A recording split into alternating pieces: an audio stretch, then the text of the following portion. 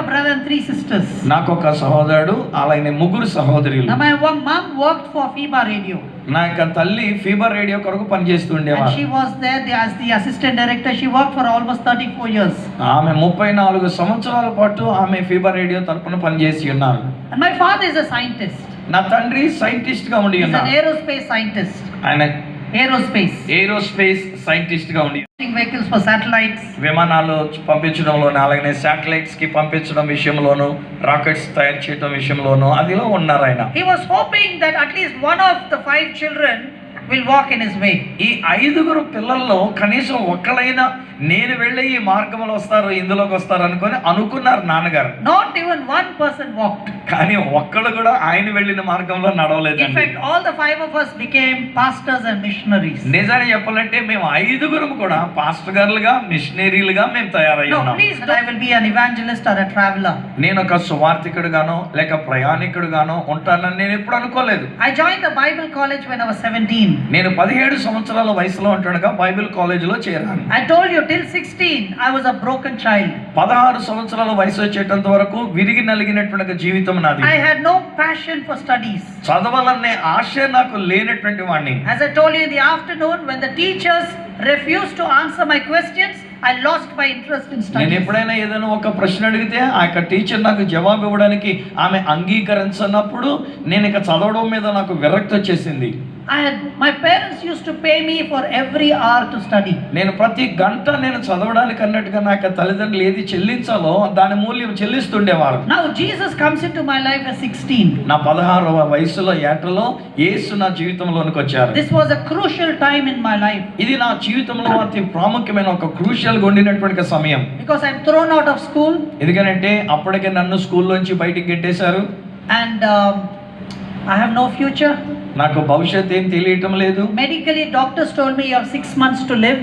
డాక్టర్లు ఏమన్నారంటే ఇంకా నువ్వు 6 నెలలే బతుకుతావు అన్నారు. Because my lung condition started to deteriorate. ఎంచేతనంటే నాకు ఊపిరితిత్తుల స్థితి బాగా పాడైపోతూ వచ్చింది. And I have no future. నాకు భవిష్యత్తే తెలియడం లేదు, కనబడలేదు. So I decided and I planned how I was going to kill myself. నేను అప్పుడు ఒక తీర్మానం చేసుకొని ఎలాగున్నా నన్ను నేను ఆత్మహత్య చేసుకోవాలని ప్లాన్ చేసుకున్నాను. I wrote out my plan. నాకు ప్లాన్ రాసుకున్నప్పుడు దేవుడని నేను నమ్మలేకపోయాను అప్పటికి. Because I said, if God is loving, why am I created like this? ఏం చేద్దామంటే నేను అనుకున్నా దేవుడు నిజంగా ప్రేమ కలిగినటువంటి వాడు అయ్యుంటే కనుక నన్ను ఎందుకు ఇలా బలహీనుడిగా చేయాలి అని అనుకున్నా. Why did God stop the doctor from giving wrong medication? ఆ యొక్క డాక్టర్ గారు నాకు రాంగ్ మెడికేషన్ అనేటువంటిది ఇవ్వకుండా ఆయన ఆపొచ్చు కదా దేవుడు. Why did God create me like this when my younger brother and 3 sisters are so good looking, talented and very good in everything? నా యొక్క తమ్ముడు, నాకున్న 3 సహోదరులు కూడా మంచి తలాంతులు కలిగినటువంటి వారుగా చూడముచ్చటగా వాళ్ళుంటూ ఉన్నప్పుడు నన్నే ఎందుకు ఇలా చేయాలి దేవుడు అని ప్రశ్న వేసుకున్నా. So I opposed God. కాబట్టి దేవుడిని అంటే వ్యతిరేకించి But my mother kept on praying. కానీ నా తల్లి ప్రార్థన చేస్తూ వచ్చారు. That's why I tell women and mothers, continue to pray. అందుకనే నేను చెప్తున్నాను, తల్లులారా, స్త్రీలారా, బిడ్డల కొరకు కంటిన్యూగా ప్రార్థన చేయండి. And men, start to pray. అలానే పురుషులు కూడా ప్రార్థన చేయండి. Don't think that you can outsource prayer for women. ప్రార్థన అంటే ఆడవాళ్ళకే అప్పచెప్పేస్తాము, వాళ్ళు ప్రార్థన చేసుకుంటారని అనుకోకండి. You have equal responsibility to pray. ఆ తల్లికి ఎంత బాధ్యత ఉందో పిల్లల కొరకు ప్రార్థన చేయడానికి, తండ్రిగా నీకును అంతే సమానమైన బాధ్యత ఉందని తెలుసుకో. And my mother gave me 100 rupees to go for the camp. ఆ క్యాంపుకి వెళ్ళడానికి నా తల్లి వచ్చి ఒక 100 రూపాయలు నాకు ఇచ్చారు. I thought this is a super plan. ఇది అద్భుతమైన ప్రణాళిక అనుకున్నా. Because I needed money to run away to Goa, so I needed money for the train ticket. నేను గోవాకి పారిపోదామని అనుకున్నా.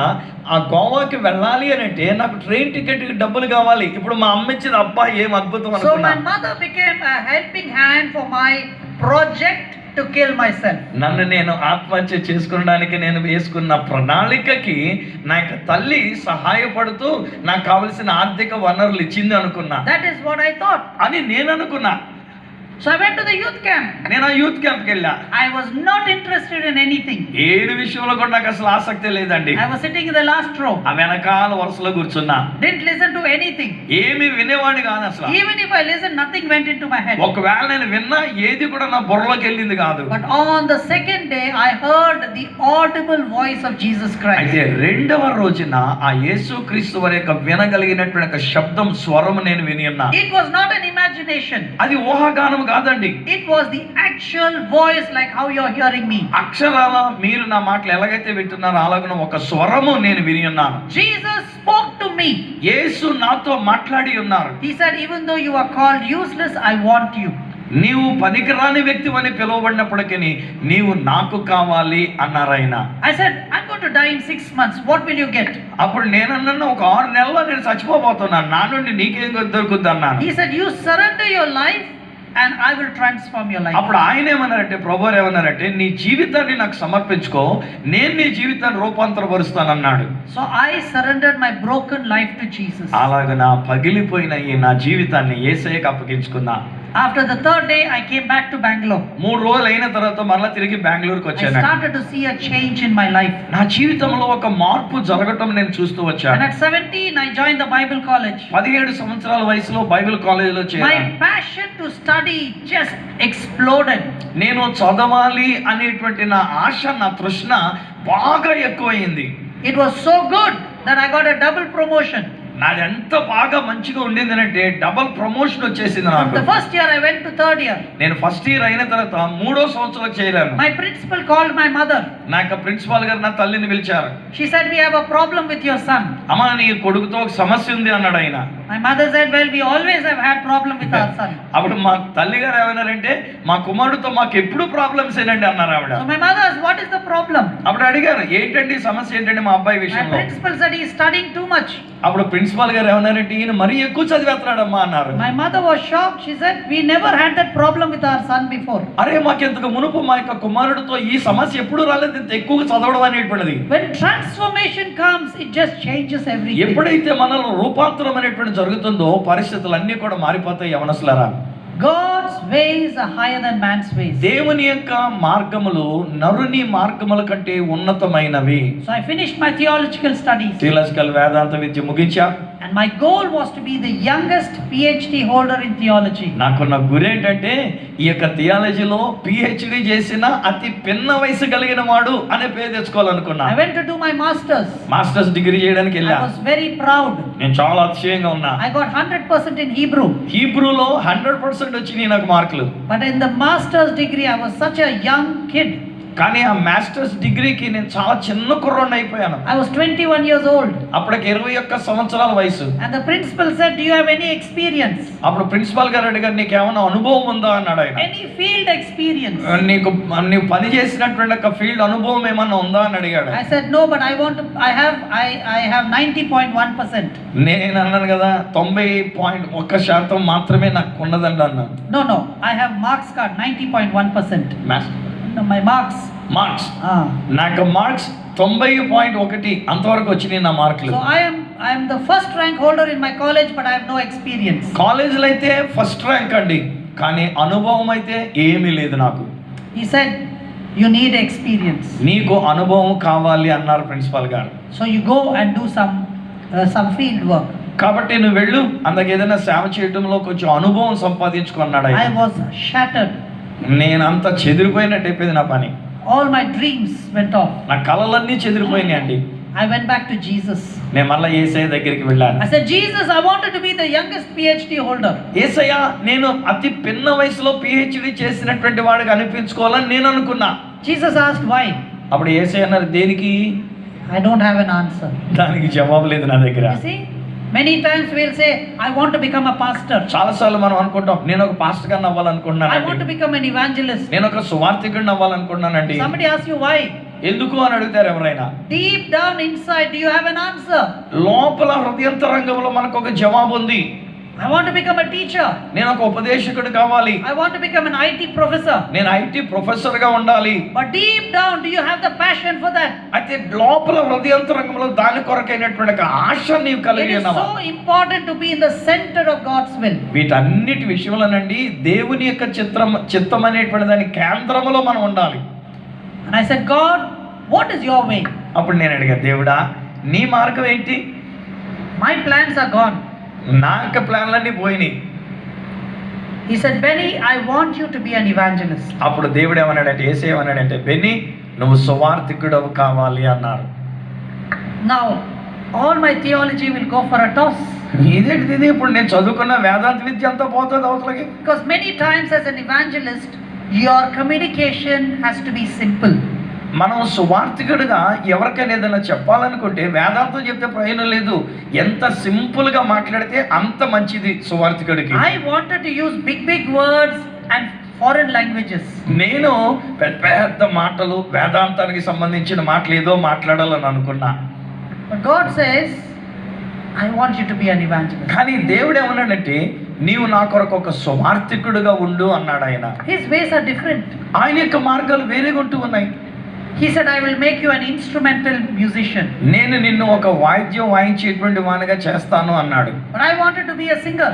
నేనేమో పాటలు పాడేవాడిగా ఉండాలనుకున్నాను, గాయకుడిగా. God said, no, I will make you a musician. దేవుడు అంటాడు, లేదు నువ్వు గాయకుడిగా కాదు, నువ్వు వాయిద్యం వాయించేవాడుగా ఉండాలి. So I surrendered my life to Jesus. అప్పుడు నా జీవితాన్ని యేసయ్యకి I సమర్పించుకున్నాను. surrendered my will to Jesus. నా చిత్తాన్ని, నా ఆలోచన దేవునికి I సమర్పించుకున్నాను. said, okay, Jesus, from now onwards, you tell me what to do and I will follow your path. సరే యేసయ్య, ఇప్పటి నుంచి ఇక నువ్వు చెప్పు నేను ఏం చేయాలో నేను ఆ ప్రకారంగా మార్గంలో Because నడుచుకుంటాను. your ways are not my ways. ఏం చేతనంటే దేవుని యొక్క మార్గములు నా మార్గములు వంటివి కావు. The way you are thinking is not like the way I'm thinking. నేను ఆలోచన చేసేటువంటి ఒక విధంగా దేవుని యొక్క ఆలోచనలు లేవు, ఇంకా ఉన్నతమైనవి. I want to use big words and talk big and you want me to be simple. నేనేమో ఏదో పెద్ద మాటలతో వేదాంతంతో కూడిన మాటలతో మాట్లాడదామంటే నువ్వేమో సామాన్యమైనటువంటి మాటలతో మాట్లాడరు నాయనా అంటున్నావు. So I learned to give up my right and accept God's will for my life. అప్పుడు నేను నా యొక్క జీవితంలో నా ఆలోచనలు అనేటువంటి వాటిని విడిచిపెట్టి ఆయన యొక్క చిత్తమునకు లోబడ్డానికే నేను తీర్మానం చేసుకున్నా. So in 2001 I asked Jesus, what is your way? 2001లో నేను యేసయ్యని అడిగాను, యేసయ్య నీ మార్గం ఏంటి? He said, Benny, I want you to travel to every country in the world. అప్పుడు ప్రభువారు ఏమన్నారంటే, బెన్నీ నువ్వు ప్రపంచంలో ఉన్నటువంటి దేశాలన్నిటికీ నువ్వు ప్రయాణం చేయాలన్నాడు. I said, God, your ways are higher, but your ways are also difficult. ప్రభువా నీ యొక్క మార్గాలు హెచ్చైనటువంటి ఉన్నతమైనవి కరెక్టే, కానీ అవి చాలా కష్టమయ్యి అన్నాను. But your ways are also nonsensical. అంతేకాదు మీ యొక్క మార్గములు అనేటువంటివి మా ఆలోచనకి మా విచక్షణకి సంబంధించినవి కావు. It makes no sense. నాకే సెన్స్గా అనిపించట్లేదు అది. Because at the time, being a YWAM missionary, I was getting 1,000 rupees a month. నేను అక్కడ వైడర్ మిషనరీగా ఉన్నప్పుడు నెలకి ఒక 1000 రూపాయలు వచ్చేదండి నాకు. Now YWAM, we learn how to live by faith. ఈ వైవామ్ అనేటువంటి దానిలో మేము ఎలాగున విశ్వాసంతో జీవించాలో అది నేర్చుకున్నాను. There is no salary system. అక్కడ అసలు నిజాన్ని చెప్పాలంటే జీతం అనేది కూడా కాదండి అది. We live by faith. విశ్వాసంతో జీవించే వాళ్ళం వైవామ్. So somebody is supporting me 1,000 rupees a month. ఎవరో ఒకరు నెలకు ఒక 1000 రూపాయలు చొప్పున నాకు support చేస్తుండేవారు. And in my Indian passport, I have one rejected stamp from USA and one rejected stamp from UK. నేను నా యొక్క ఇండియన్ పాస్పోర్ట్ లో ఒక అమెరికా నుంచి వీసా కొరకు రిజెక్ట్ అయినట్లుగా యూకే నుండి వీసాకి అప్లై చేస్తే రిజెక్ట్ అయినటువంటి స్టాంపులు నా పాస్పోర్ట్ లో ఉన్నాయి. And I'm telling God, you are telling one thing, but in practical terms, it's completely a different thing. దేవుడా నువ్వేమో ప్రపంచానికి అంతటికి నువ్వు ప్రయాణం చేయాలని నువ్వు చెప్తున్నావు, కానీ ఇక్కడ ఆల్రెడీ నాకు 2 రిజెక్టెడ్లు ఉన్నాయి, నేను ఇది ఎలా వెళ్తానో ఏంటో నాకే తెలియట్లేదు అన్న. So I don't have enough money. I have an Indian passport with rejected stamps. నా దగ్గర ఉన్నది ఇండియన్ పాస్పోర్ట్, దానిలో కూడా రిజెక్టెడ్ అనేటువంటి స్టాంప్ వేయబడింది, డబ్బులు కూడా లేవు నా దగ్గర. Some of us, we have come to a point of giving up because the practical situation says it is not possible. బహుశా మనలో కూడా కొంతమందివి మన యొక్క జీవితంలో అనుభవపూర్వకమైనటువంటి విషయాల్లో అది సాధించలేము, జరగదు అనే పరిస్థితికి వచ్చి బహుశా విడిచిపెట్టేద్దాం అనుకున్నామేమో. Jesus says, what is impossible for man is possible for me. యేసయ్య మాట్లాడుతూ ఏమన్నారంటే, మనుషులకు ఏది అసాధ్యమో నాకు అది సాధ్యము అని అంటున్నారు ఆయన. So I brought my bag today is because I want to show you my passport. ఈ రోజు నా యొక్క బ్యాగ్ కూడా తీసుకొని వచ్చాను ఇక్కడికి, ఎందుకనంటే నా పాస్పోర్ట్స్ చూపిద్దామని చెప్పేసి అని నేను తీసుకొని వచ్చాను. Two more passports are somewhere. Let me check where it is. ఇంకొక 2 bundles ఉండాలనుకుంటా me passport. 2 more passports. So this, I think there are about 16 books inside. ఇందులో దాదాపు 16 పుస్తకాలు ఉన్నాయండి ఇందులోని. So 16 passports. 16 పాస్పోర్ట్లు ఉన్నాయి ఇప్పుడు నాకు. And this is the proof of how I went to every single country. ఎలాగున నేను ప్రపంచంలో ఉన్న ప్రతి దేశానికి వెళ్ళానని చెప్పడానికి రుజువులు ఈ పాస్పోర్ట్లే. 257 countries. 257 దేశాలకు నేను వెళ్ళొచ్చాను. It is both sovereign countries and dependent countries. Sovereign countries, dependent countries. Now that I don't know how you will tell in Telugu. Yeah, these are, anyways, I don't have time to explain a little bit of politics here, but anyways, it is, Jesus said he'll take me. యేసు ప్రభు అన్నారు నేను నిన్ను తీసుకెళ్తాను అన్నాడు ఆయన. His ways are different. ఆయన యొక్క మార్గాలు వేరే గుట్టు ఉన్నాయి. I would have said, God, if you would have given me American passport, it would have been helpful. ప్రభువా నీవే కనుక నాకు అమెరికా పాస్పోర్ట్ ఇచ్చుండుంటే అనేక దేశాలకు వెళ్ళడానికి అది సులువుగా ఉండేదేమో. Because then I don't need much visas. ఎందుకంటే అమెరికన్ పాస్పోర్ట్ కనుక ఉన్నట్లయితే అనేక చోట్ల నేను వీసా తీసుకొని అక్కడ లేకుండా వెళ్ళిపోవచ్చు. When I started off my travels, I needed visa for Sri Lanka. నాకు ప్రయాణాలు నేను మొదలుపెట్టినప్పుడు శ్రీలంకకు వెళ్ళడానికి వీసా తీసుకోవాల్సి వచ్చింది. But God said, I will do my way. కానీ దేవుడు ఏమన్నాడంటే నేను నా మార్గాన్ని నీ జీవితంలో జరిగిస్తానన్నా. Today with an Indian passport I travel to every country. చూడండి, భారతదేశపు యొక్క పాస్పోర్ట్ తో నేను ప్రపంచ దేశాలన్నిటికీ నేను తిరిగి వచ్చి ఉన్నాను. What is impossible for man, he made it possible. మనుషునికి ఏది అసాధ్యమో దేవుడు దానిని సాధ్యపరిచి ఉన్నారు. And even with money, డబ్బు విషయంలో కూడా అంతే. I made a commitment with Jesus. నేను యేసయ్యతో ఒక సమర్పణ చేసుకున్నాను. I said, Jesus, you told me that you will provide. ఓ యేసయ్య, నీవు నాకు అవసరతలన్నీ తీరుస్తానని చెప్పావు కదా. So you are my provider. కాబట్టి నీవే నా పోషకుడు. So I made a commitment, a financial commitment. నేను ఆర్థిక విషయంలో నేను ఒక సమర్పణ చేసుకున్న దేవుని దగ్గర. I will never ask for money from anybody. ఎవరి దగ్గర కూడా డబ్బులు కావాలన్న విషయం నేను అడగను. I will never borrow money from anybody. అలాగనే ఎవరి దగ్గర నుంచి అప్పుగా కూడా నేను డబ్బులు తీసుకోను. I will never take a loan from the bank. ఏ బ్యాంకులో నుంచి కూడా నేను లోన్ తీసుకోను. And I will not trust the credit card. అంతేకాదు ఈ క్రెడిట్ కార్డులు అంటే నాకు అసలు నమ్మకమే లేదు. You provide and I will travel. మీరు ఇవ్వండి పోషణ ఆర్థిక విషయంలో, నేను ప్రయాణాలు చేస్తాను. And Jesus provided all the flight tickets to travel to every country. యేసు క్రీస్తు వారేనండి ఇన్ని దేశాలు 257 దేశాలకు వెళ్ళడానికి విమాన టికెట్లకు కావాల్సిన డబ్బు యేసయ్య ఇచ్చాడండి. గట్టిగా చెప్పండి. And every country I went, I paid my tickets. నేను వెళ్ళిన ప్రతి దేశం విషయంలో కూడా నా టికెట్ డబ్బులు నేనే కట్టుకున్నా. Only after I broke the world record, people started to pay for my ticket. నేను వరల్డ్ రికార్డ్ సాధించిన తర్వాత అప్పుడు ప్రజలు నాకు టికెట్ కొనడం మొదలుపెట్టారు. Till then I paid my own tickets. అప్పటి వరకు కూడానండి ఆ రికార్డ్ సాధించేటంత వరకు ప్రతి టికెట్ కి నాకు నేనే డబ్బులు ఇచ్చుకున్నా. People could not understand how can this fellow pay money. అరే ఎలాగునైనా ఈ డబ్బులు ఎలా కట్టగలుగుతున్నాడు, ప్రజలకు అర్థమయ్యేది కాదు. Sometimes in the immigration in some countries I'm kept for 3 hours. కొన్ని సార్లు ఇమిగ్రేషన్ జరగడానికి కొన్ని దేశాల్లో 3 గంటల పాటు నన్ను అలా నిలబెట్టారు. They're interviewing me. వాళ్ళు ఇంటర్వ్యూ చేస్తూ వచ్చారు నాతో. Because they cannot trust how I can travel. ఎలాగున్నా నేను ప్రపంచ దేశాలకు ప్రయాణం చేస్తున్నానో వాళ్ళు నమ్మలేకపోయారు. They will see a passport like this. ఇలాంటి పాస్పోర్ట్లన్నీ చూస్తున్నారు. They see that I don't have much money. నా దగ్గర ఎక్కువ డబ్బులు లేవని తెలుసు. But they say if you don't have much money, how do you travel? అలాంటారు కదా, నీ దగ్గర డబ్బులు లేవు, అలాంటప్పుడు నువ్వు ఎలా ప్రయాణం చేస్తావంటారు. I say God provides. నేను అన్నాను దేవుడే ఇస్తున్నాడు అన్నా. That is not an answer that everyone can understand. కానీ ఆ జవాబు అందరికి అర్థం కాదండి మిగతా వాళ్ళకి. So 3 hours they will interview me. కాబట్టి 3 గంటల పాటు అన్నట్టుగా నాతో తర్క వితర్కాలు చేస్తుండేవారు. And after 3 hours they have lost all the questions. ఇంకా తర్వాత 3 గంటలు అయిన తర్వాత వాళ్ళు అడగాలనుకున్న ప్రశ్నలు అన్నీ అయిపోయినాయి. And they have no more questions. ఇంకా ప్రశ్న వేయడానికి ప్రశ్నే లేదు వాళ్ళ They దగ్గర. are not satisfied with my answer. నా జవాబుకి వాళ్ళకి తృప్తి అయింది కాదు. But they have no more questions. కానీ వాళ్ళ దగ్గర ప్రశ్నలు లేవు అడగడానికి. Finally they'll say you can go. ఇంకా చివరి గంట సరే ఎల్లవయ్య బాబు అంటున్నారు. But his ways are higher than our ways. చూడండి, ఆయన మార్గములు మన యొక్క మార్గముల కంటే You ఉన్నతమైన. see, friends, if you have to raise your own money to travel, మనం గనక మన యొక్క ప్రయాణము కొరకు అన్నట్టుగా మన డబ్బును మనమే హెచ్చించుకోవాలి అని అంటే how expensive it can be. ఎంత ఖరీదో తెలుసండి అది. You know, even if you travel to 5 countries a year, it's a big thing. ఒక సంవత్సరానికి ఒక 5 దేశాలకి వెళ్ళి రావాలంటే కూడా చాలా కష్టం అండి, అంత డబ్బులు ఉండడం. But whereas I was traveling 50 countries every year. కానీ నేనేం చేశానంటే సంవత్సరం